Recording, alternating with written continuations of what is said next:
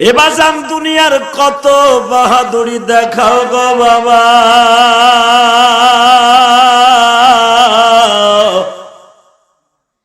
কিসের টাকার গরম, কিসে ক্ষমতার গরম।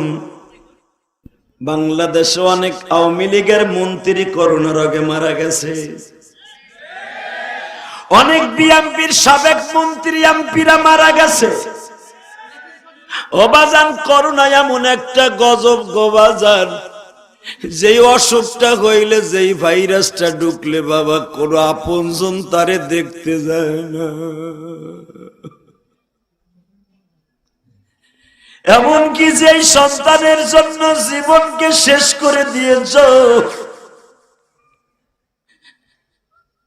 যেই দলের জন্য জীবনকে শেষ করলাম, যেই দলের কারণে নামাজটাও ঠিক মতো পড়তে পারো নাই, সেই দলের নেতা নেত্রীরাও তোমারে দেখতে যায় না। কিসের বাহাদুরি গো মামা, দুনিয়ার কেহই তোমার বান্ধবী নয়, একমাত্র বান্ধবী আমার আল্লাহ। কত বন্ধু দেখো বাজার জমিনে,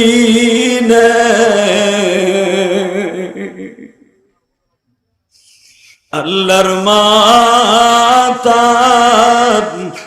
বন্ধু কথাও না পাবে, আমার আল্লাহর মাতার বন্ধু কথাও না পাবে। দুনিয়ার বন্ধু রেখে আসবে বাগানে, আল্লাহ বন্ধু থাকবে তোমার কবরে। যুবক ভাই, কিসের বাহাদুরি দেখাস ভাই, কিসের ক্ষমতা দেখাস ভাই? অতএব আপনাকে দুইটা পাও ধরে বলে দিয়ে যাই, এই জমিন থাকার জায়গা না, ঠিক না বেঠিক? জোরে কোন, আরো জোরে। এই জমিন থাকার জায়গা না, এই জমিন তেমন একটা জমিন, এটা আল্লাহর জমিন, আল্লাহর জমিন। এই জমিন ছেড়ে চলে যেতে হবে, আজ হোক কাল হোক। আমি প্রতিদিন এই ঘটনাটা দাওয়াত দিয়ে যাই। বাংলাদেশের শিল্পপতিদের মধ্যে একজন বড় লোক ছিল নুরুল ইসলাম বাবুল সাহেব, যমুনা গ্রুপের চেয়ারম্যান, নাম শুনছেন না? এই লোকটা করোনার আগে মারা গেছে। জানেন তার ইতিহাস? তার যে তেলের জাহাজগুলা কুয়েত থেকে, সৌদি আরব থেকে তেল আনে, পেট্রোল, তেল, ডিজেল, ওয়াটেন, তার জাহাজের খোলে ওয়েস্টে যে তেলগুলা পড়ে থাকে, বাংলাদেশের ওই তেলের পয়সারও অনেক শিল্পপতির নাই। সেই বাবুল সাহেব করোনা রোগে আক্রান্ত হয়ে মারা গেলেন। হসপিটালে শুয়ে আছে, অ্যাপোলো হসপিটালে। একজন সুইপারের হাত ধরে বলে, আমার বুকের ব্যথাটা একটু ডাক্তারকে কমাই দিতে বল, যা চাবি তাই পাবি। কিসের টাকার বাহাদুরি দেখান, কিসের ক্ষমতার দাপট দেখান? সব ক্ষমতা বিদায় নিয়ে গেছে ছোট্ট একটা গজব, সেটার নাম করোনা। কথা বলে না কেন? দুনিয়া সব শেষ। ইটালির মতো এত বড় একটা স্বয়ংসম্পূর্ণ দেশ, ফ্রান্সের মতো এত বড় দেশ, রাশিয়ার মতো এত বড় দেশ, আমেরিকার মতো এত বড় দেশ, সব শক্তি ব্যয় করেও মেডিসিন আবিষ্কার করতে পারে নাই। লাস্টে একটাই বলেছে, আমরা সবাই গডের দিকে তাকিয়ে আছি।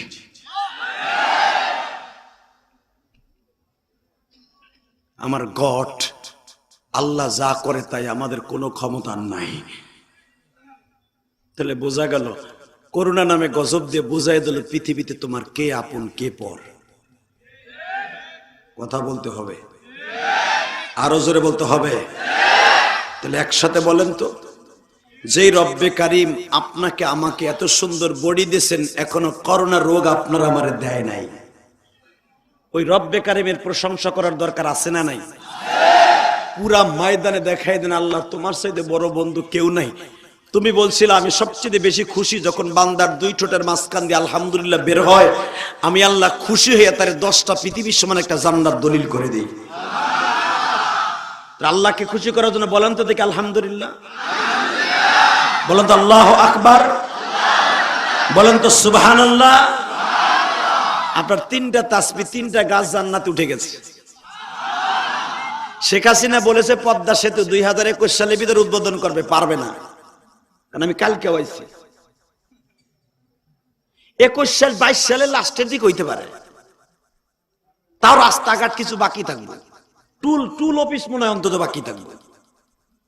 কিন্তু আমার আল্লাহ যদি বলে 3টা জান্নাতের গাছ আমার মোমেনের নামে হয়ে যাও, আমার আল্লাহ সরকারের 3 সেকেন্ডও লাগবে না। কথা বল না কেন? আল্লাহ যদি বলে বাংলাদেশে একটা করোনা রোগী করোনায় মরবে না, কোনো মেডিসিন লাগবে না, কিন্তু পৃথিবীর সব মেডিসিন যদি একজনের খাওয়ানো হয়, যদি আল্লাহ তারে করোনা দিয়ে মেরে ফেলে কেউ তারে বাঁচাইতে পারবে না। এর নাম হলো আল্লাহ। ওনার নাম কি? জোরে কন, আরো জোরে, জোরে হলো না? আর সারা মাসে আল্লাহ কোন জোরে, এখন একটু কও মিয়া, নয়তো বাতের রোগে মরবা। পৃথিবীতে এত বড় বন্ধু যে আমারে বাঁচায় রাখছে, এখনো বাইসা থাকা বর্তমানে আশ্চর্য, মরে যাওয়া আশ্চর্য না। কথা কম না কেন? রাস্তাঘাটে যেইভাবে করোনা ঘুরছে, কখন কারে সবল মেরে নিয়ে যাবে জানি না, তবে আল্লাহ যেন সবাইকে হেফাজত করে। আরো জোরে কোন বুঝেন, আমি দোয়া করে দিয়ে যাই। আমি কিন্তু মুসাফির, আমি কিন্তু গতকালকে রাত্রে সিরাজগঞ্জ মাহফিল করে ডাইরেক্ট এখানে আসছি, শুধু মাঝখানে হোল্ড করে জুমার নামাজটা পড়েছি, বাসায় যাইনি। সারাটা রাত্রের মধ্যে ঘুমাই নাই, ফজরে আজান দিলে ঢাকায় ঢুকছি। এই হলো আমাদের জিন্দেগি। আমি মুসাফির অবস্থায় দোয়া করে দিয়ে গেলাম, রব্বে কারিম যেন অন্তত আপনাদের সবাইকে হেফাজত করে, করোনা থেকে আল্লাহ গজব থেকে হেফাজত করে। বাজান ওই গজব, যেই গজবের ছেলে তার বাপ রে দেখতে যায় না,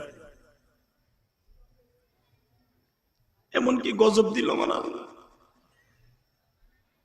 সন্তান তার বাবার চেহারাটা দেখে না করোনার ডরে, স্বামী তার স্ত্রীর জানাজায় যায় না। এ হলো গজব। অন্তত এই কালিয়াকরের একটা মুসলমানও যেন গজবে, এই করোনার গজবে মারা না যায়। তাহলে আল্লাহ পাক যেন আমাদের সবাইকে মাফ করে দেয়। আলোচনা বেশি সময় করব না, অল্প সময়ের মধ্যে বিদায় নিব। বিদায়ের আগে শুধু একটা আওয়াজ শুনতে চাই, এই জমিনে যতদিন বাঁচবো বিশ্ব নবীর ইজ্জত নিয়ে যারা সিনেমিনি খেলবে ওরে জাগায় মার্ডার করব। আস্তে কথা বলেন না। জীবনে বিশ্ব নবীর জন্য কিছু করতে পারেন নাই, আমরাও পারি নাই, আপনারাও পারেন নাই, ঠিক না বেঠিক? অন্তত একটা প্রতিবাদ তো করতে পারবেন।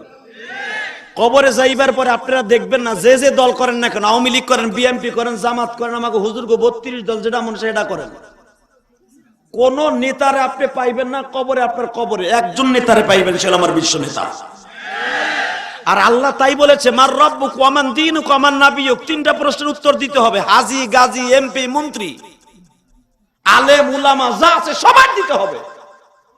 এবং আমার নবীর যে চিনবে সে হলো বাদশা, আর নবীর যে চিনবে না ওর মতো গাদা জমিনে নেই।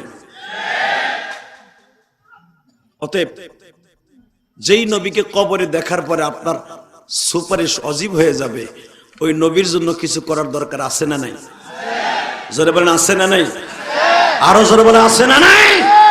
তাহলে একটা আওয়াজ শুনবো মাহফিলের মাঝখান থেকে, মর্দে মুজাহিদের মতো।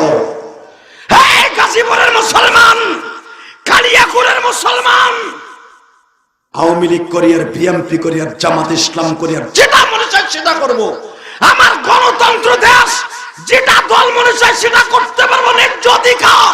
কিন্তু একজন মানুষের বিরুদ্ধে কেউ কথা বললে, আওয়ামী লীগ করুক, বিএনপি করুক, যেই দল করুক, যেই নাস্তিক বিশ্বনবীরে গালি দিবে